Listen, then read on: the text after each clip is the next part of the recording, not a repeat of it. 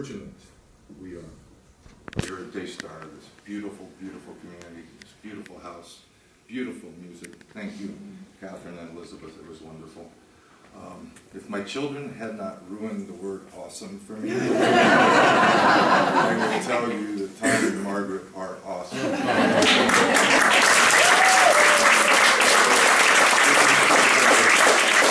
It's amazing. We spent all day in a parking lot in the sun trying to get petition cards signed at the Northeast Library today, being told by a whole lot of angry people no. And to come into this refreshing environment, this beautiful, peaceful, progressive environment, you can just feel the intelligence in this room. And I so appreciate you being here.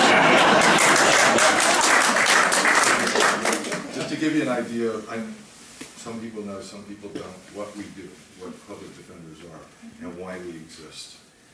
Way back when, in the early 60s, there was a man named Clarence Gideon, and he was charged with breaking and entering into a bar in West Florida.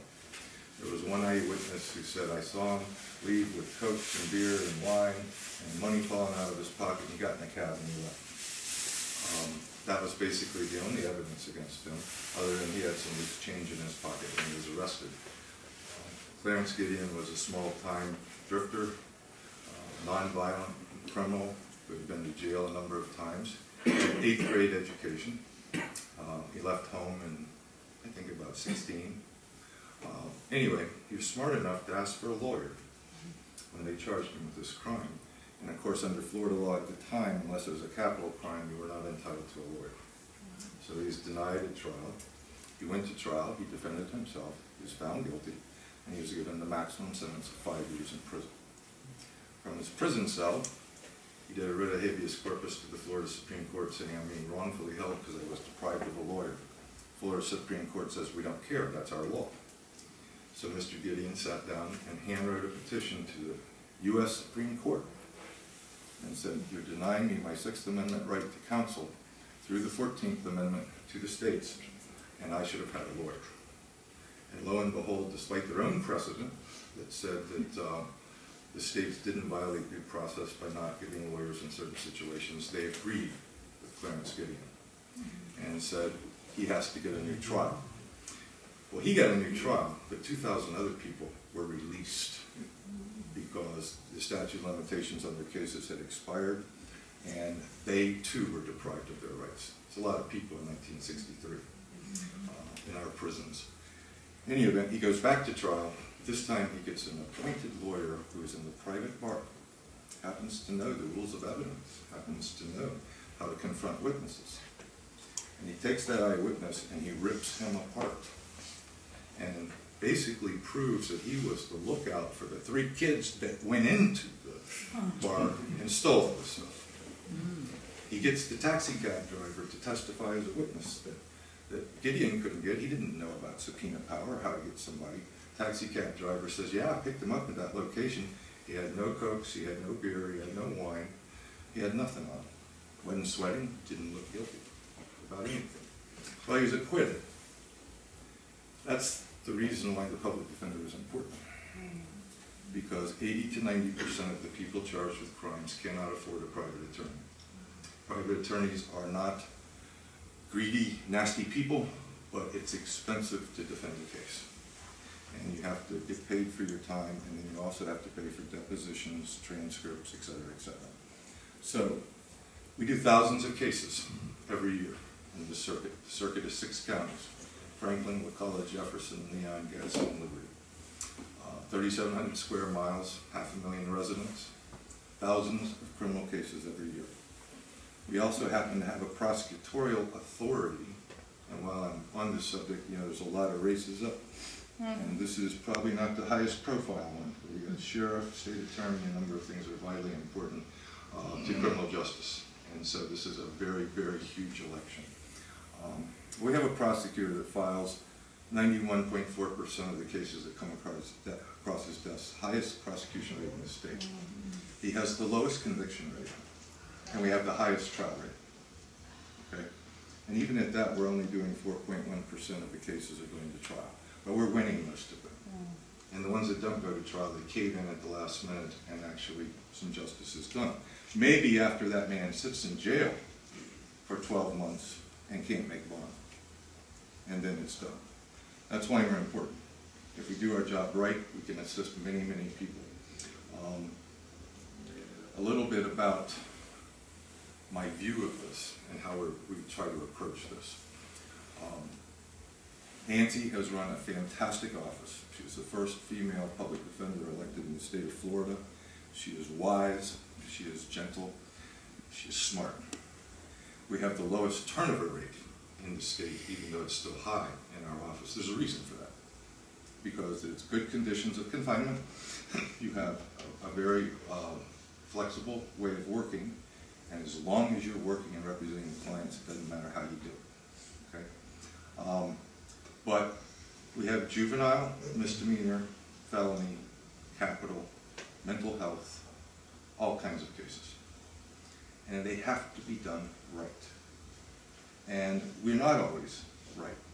We have things we can improve. We have public relations we need to work on. We need to better connect with the communities we serve.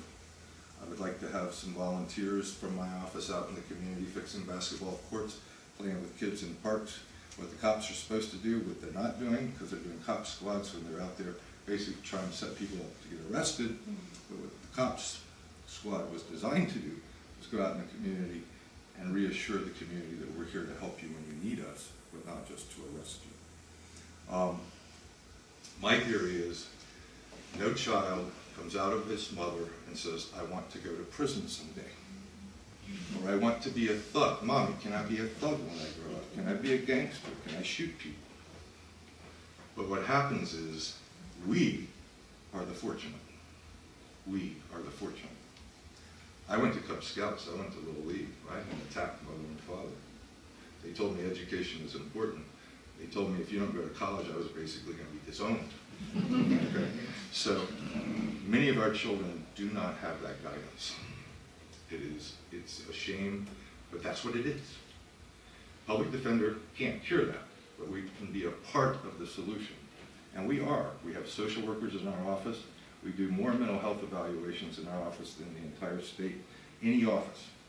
We spend more money of our budget to make sure that we know what's going on with our clients. Because there is no mental health system in Florida. So we have to do it, and then try and find a placement. We do family dynamics. We try to figure out why is this not working for you. If I can get a kid, I do intake court now, which is fast track court, nonviolent, large volume. I get lots of 19-year-olds, okay? And I have prosecutors that when they first send me an offer, it's the standard withhold adjudication, put them on probation, make them do this, make them jump through these hoops, and 75% of those kids are going to violate that probation if they get set up on that. And so what I try to do is understand the client as a whole, give a presentation to the prosecutor that says, how do we set this person up for success? Because there's not a person in my office, especially not me, who's anti-public safety. There's not a person in my office who's anti-law enforcement, but they should be doing it right, and they should be doing it fair.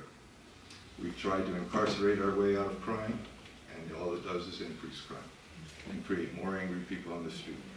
Something like 82% or 88% of the people who go to prison are going to be released someday.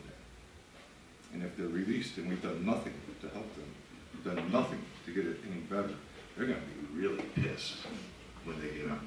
That's almost always what happens. So we try to look at the whole client.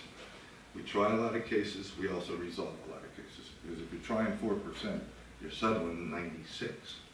And so you better be settling them right and not setting these kids up. A little bit about me. I hate talking about me. I love talking about the office. And I love talking about what we do. I'm not a natural politician. I'm a lawyer.